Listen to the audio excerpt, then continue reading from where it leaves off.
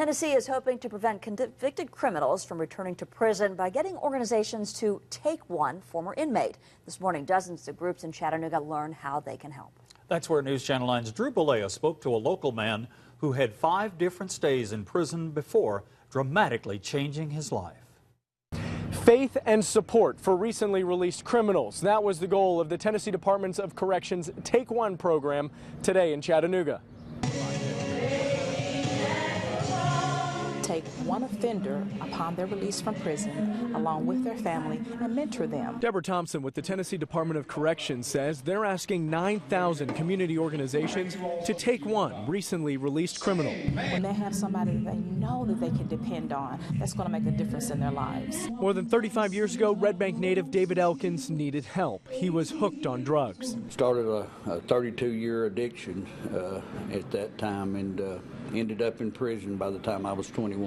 Elkins says he went to prison 5 different times before finding support from a man in Knoxville. He picked me up from prison. He gave me a new pair of clothes, fed me, and mentored me along and taught me. Elkins then followed a new path of educating others about his experience.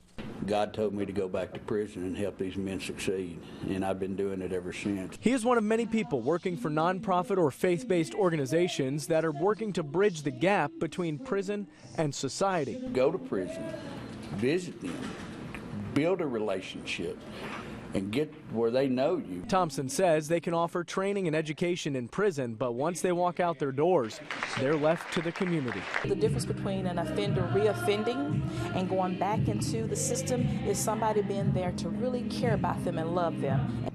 The participating organizations will then go through a 2-hour training session to help them help the recently released inmates. In Chattanooga, Drew Balea, News Channel 9. And if you are a former offender or a person who'd like to help, just click on this story at newschannel9.com.